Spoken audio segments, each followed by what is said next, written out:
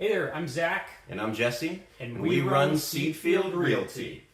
I'm Zach Schaphorst. I'm a licensed mortgage loan officer. And today I'm going to answer the internet's top 5 most burning mortgage questions. That's right. All right. Question number 1. What are the steps to buying a home?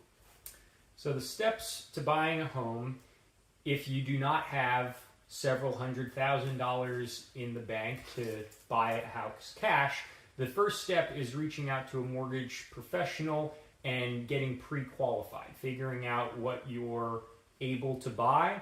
And at that point, once you're pre-qualified, you can go start working with a realtor and start putting in offers for properties within that price range.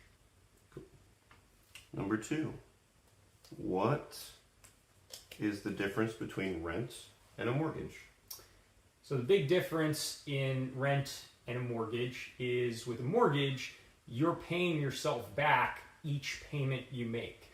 And at the very beginning of a mortgage, you're paying a very small amount of the principal, but that goes up more and more over time. In addition, you're also gaining the benefits of appreciation over time, whereas with rent, you're just throwing that money away.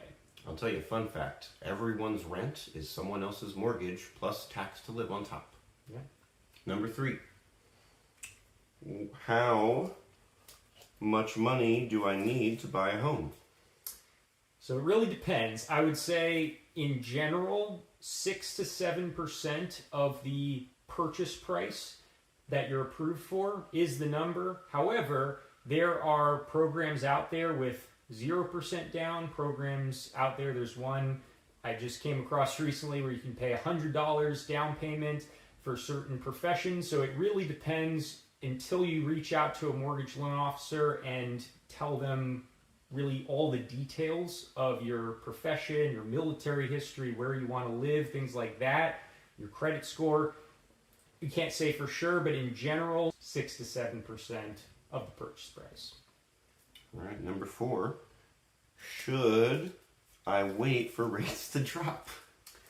Unless you literally can't afford it, if at the current interest rates, I would always say if you can afford it, buy where rates are now. And more importantly, always reach out to a mortgage loan officer if you have any intention to buy like in the next 2 to 3 years, because what interest rates are showing at the current time may not be what your interest rate could be. There's a lot of ways to, if you're a good loan officer, to maneuver to get you to the price point that you want to be. But in general, because no one knows what rates are going to do and when, I would always recommend, if you can afford to buy now. And the last one. Oops, sorry. Can my family buy me a house? So the short answer is yes. Your family can buy an investment property and have you live in it and pay them rent. Your future rent would be income that they could use to qualify. But the simpler way to do it would be for you to qualify for the loan and have your family give you a gift for the down payment. Every single major loan program out there, if you're buying it as a primary residence, will allow a gift from family. Some will allow gifts from other non-relatives, but every single one will allow from your family. So that's the option I would recommend, but your family can buy a house for you and you not actually qualify for the loan yourself. What's a straw purchase, Zach?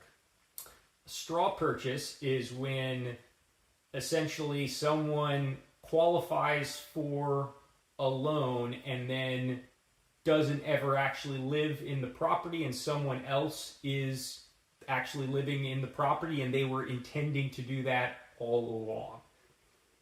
Those were the internet's most burning mortgage questions. Thanks for watching.